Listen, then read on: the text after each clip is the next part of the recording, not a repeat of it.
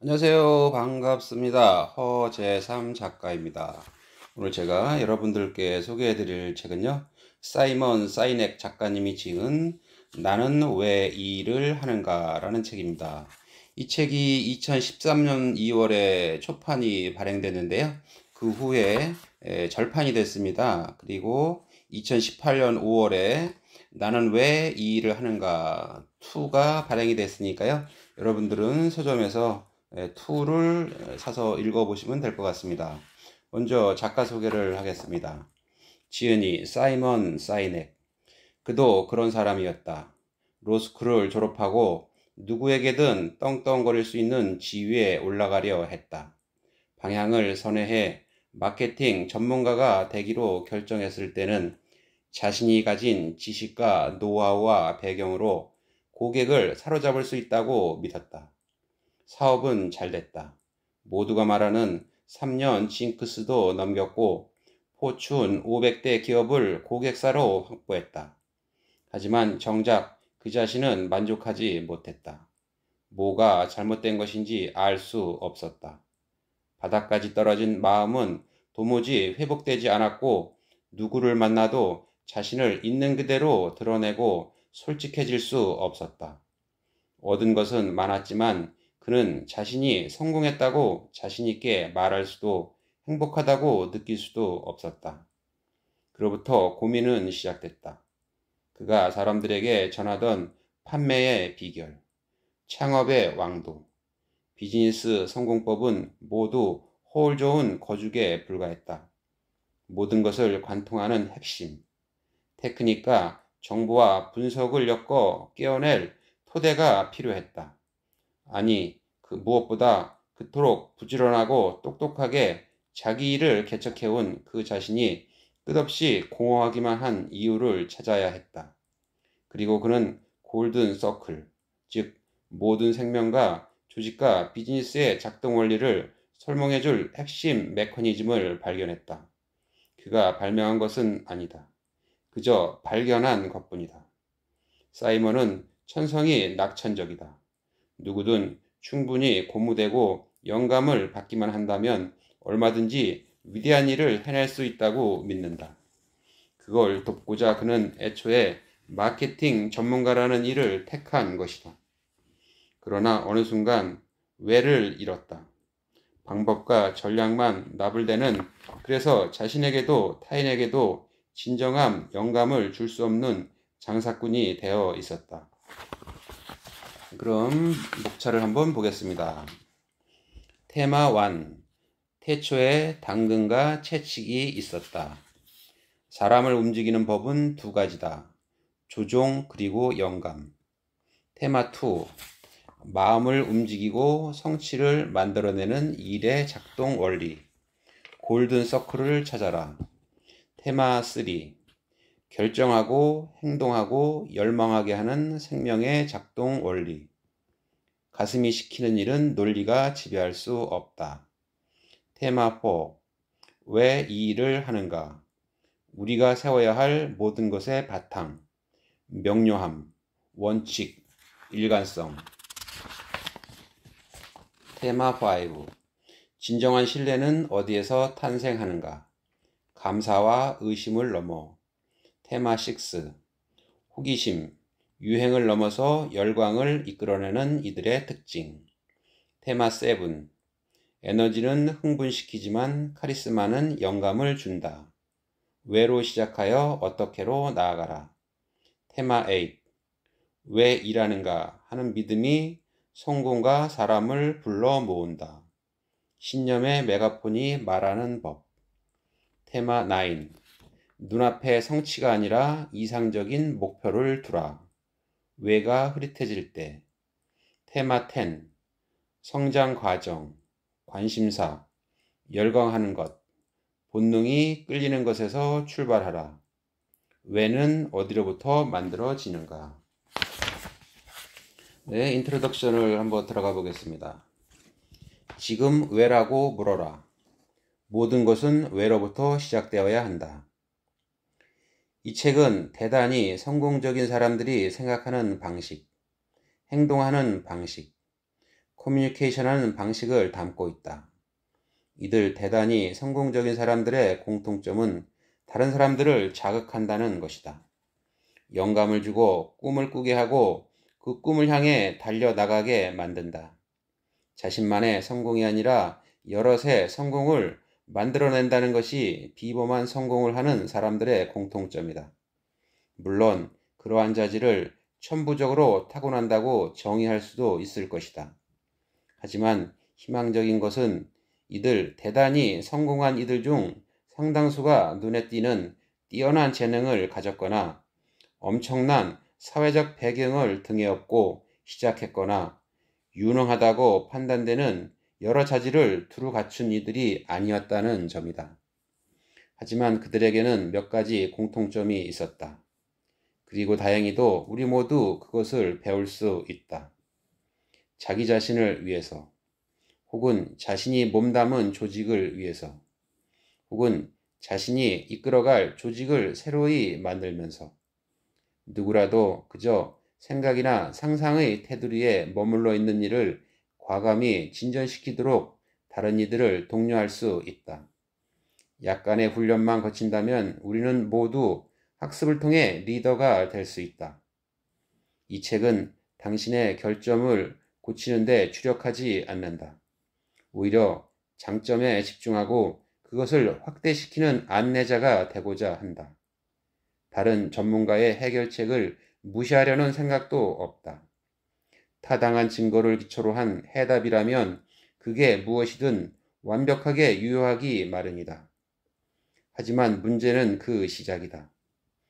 첫 질문부터 잘못 시작한다면, 원인을 잘못 이해한다면, 그에 맞춰 해답을 제대로 제시한다 해도 결국은 늘 잘못된 방향으로 갈 수밖에 없을 것이다. 이 책에 나오는 사례들은 귀감이 될 만한 역할 모델이 되어준 개인과 조직에 관한 스토리이다. 그리고 이들은 모두 왜라는 질문으로 시작했다. 그럼 프롤로그를 들어가 보겠습니다. 누구는 성공하는데 누군가는 그러지 못하는 이유는 무엇일까? 우리는 이러한 현실의 근거를 제대로 알고 있는 것일까? 아니면 그저 추정만 하는 것일까? 네, 한번 들어가 보겠습니다. 지식이 많으면 올바른 의사결정이 가능한가? 왜라고 묻지 않는 세상. 여기 역사의 한 장면 속으로 들어가 보자. 1월의 추운 어느 날, 43살의 젊은 정치인이 정부 총수권자로서 온 국민을 상대로 취임 선서를 하고 있다. 그 옆에는 15살 연상인 전임자가 서 있다. 전쟁에서 독일을 패전으로 이끈 군 장성 출신 전임자다. 이 젊은 지도자는 가톨릭 신앙의 전통 속에서 나고 자랐다. 취임식은 무려 5시간이나 계속되었으며 축하 행사까지 이어져 이 정치인은 새벽 3시까지 잠 못 이루고 가슴 설레는 하루를 보냈다. 이 사람이 누구인지 알 것 같은가? 당신은 무릎을 치며 확신할 것이다. 그래, 아이젠하워의 뒤를 이어 대통령이 된 미국의 촉망받던 젊은 정치인 존 F. 케네디. 그러나 그 추정은 틀렸다. 때는 바야흐로 1933년 1월 30일. 이 장면 속 주인공은 바로 악명 높은 전쟁광 아돌프 히틀러다. 독자를 함정에 빠뜨리려고 퀴즈를 낸 것이 아니다. 책의 서두에 이 이야기를 꺼내는 이유는 바로 우리가 매우 섣부르게 추정을 하며 살아간다는 사실을 강조하기 위해서다. 우리는 대부분의 경우 이 세상에 대해 추정을 해버린다. 그것도 불완전하거나 잘못된 지식을 근거로 말이다. 앞의 문짝 속 정보는 불완전하기 그지없다. 그러나 많은 이들이 존 F. 케네디를 언급하는 것이라고 확신한다. 아주 작고 하찮은 정보, 즉 날짜를 덧붙이기 전까지는 말이다. 이는 우리 삶에서 매우 중차대한 의미를 지닌다. 우리 각자는 진실 혹은 신념에 따라 행동한다. 그리고 그 진실이나 신념은 거의 대부분 추정과 주관적 인식에 의해 구성된다. 우리는 안다고 여기는 것을 바탕으로 의사결정을 한다. 대다수의 사람들이 지구가 평평하다고 믿었던 것은 그리 오래전 일이 아니다. 그리고 그릇된 추정은 행동에 영향을 미쳤다. 당시에는 여행은 물론 탐험활동도 거의 전무했다. 사람들은 지나치게 멀리까지 항해하면 지구의 모서리를 만나 추락하게 될 거라는 두려움을 품고 있었다. 거의 움직이지 않고 태어난 곳에 머물며 평생을 보내는 삶이 진리로 꼽혔다. 그러나 아주 작고 하찮은 정보, 즉 지구는 둥글다는 사실이 밝혀지고 난 이후 인간의 행동 양태는 대대적으로 변모하게 된다. 진실에 눈을 뜨자 사람들은 때를 지어 지구를 가로지르기 시작했다. 통상 루트를 통해 향신료를 거래했다. 수학에 대한 관심이 새롭게 확대되면서 온갖 혁신과 진보 사상이 촉발되기도 했다. 단 하나의 잘못된 추정이 정정됨으로써 인류는 그 이전에는 상상도 할 수 없던 한 발을 성큼 내딛게 되었다. 그렇다면 우리의 일은 어떤가? 올바른 목표 지점은 어떻게 설정하며 성공하는 조직은 어떻게 만들며 탁월한 의사결정은 어떻게 가능할까? 누군가는 성공하는데 누군가는 그러지 못하는 이유는 무엇일까? 우리는 이러한 현실의 근거를 제대로 알고 있는 것일까? 아니면 그저 추정만 하는 것일까? 주가를 성공의 바로미터로 볼 수 있다. 자산 액수를 기준으로 삼을 수도 있다. 매출액, 수익, 고속 승진, 창업, 사회공헌, 공직 등 목표 지점은 제각기 다를 수 있다. 그러나 성공을 어떻게 정의하든 목표를 성취하기 위해 노력하는 방법은 크게 다르지 않다. 물론 되는 대로 그때그때 직관적으로 의사결정을 하는 사람도 덜어 있을 것이다. 하지만 대다수는 자료를 모으고 정리해 지식을 쌓은 다음 결정을 내린다. 자료를 모으는 방법도 여러 가지다. 여론조사나 시장 분석 같은 공식적인 방법도 있고 주변에 조언을 구하거나 누군가의 경험을 통해 시행착오를 덜어내는 비공식적인 방법도 있다. 당연히 이러한 지식을 토대로 한 의사결정은 일의 기초이자 올바른 비즈니스 관행으로 인정받는다. 이 모든 걸 하는 이유는 간단하다. 올바른 결정을 하기 위해서다. 이 점이 가장 중요하다. 하지만 우리 모두가 알듯 모든 결정이 다 옳은 것은 아니다. 그렇다면 어떻게 해야 올바른 결정을 내릴 수 있을까? 정보를 엄청나게 많이 수집하면 오류를 피할 수 있을까? 아니면 오류를 경험한 사람들의 충고를 최대한 많이 경청하면 될까? 영향력이 적은 의사결정도 있지만 때로 대단히 치명적인 결과를 초래하는 결정들도 있다. 그런 이유로 많은 기업과 비즈니스 주체들이 올바른 의사결정을 위해 많은 자원과 에너지를 투입한다. 그러나 실상은 어떤가? 우리가 내리는 의사결정의 상당수는 완벽하지도 정확하지도 않은 인식의 바탕을 두고 있다. 앞에 문단을 읽고 많은 이들이 존 F 케네디를 설명하는 거라고 확신한 것처럼 그 순간 내 생각이 옳다고 많은 이들이 확신했다. 만약 이게 돈이 걸린 내기였다면 누군가는 케네디 쪽에 기꺼이 지갑을 열었을 것이다. 한낱 추정에 기대서 말이다. 날짜라는 하찮은 정보가 나타나기 전까지는 말이다. 서툰 결정의 밑바닥에 또아리를 틀고 있는 것이 비단 잘못된 추정만은 아니다. 만사가 순조로울 때 우리는 그 이유를 잘 안다고 여긴다.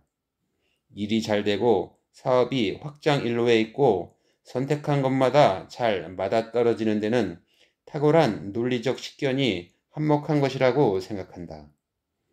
하지만 과연 그럴까?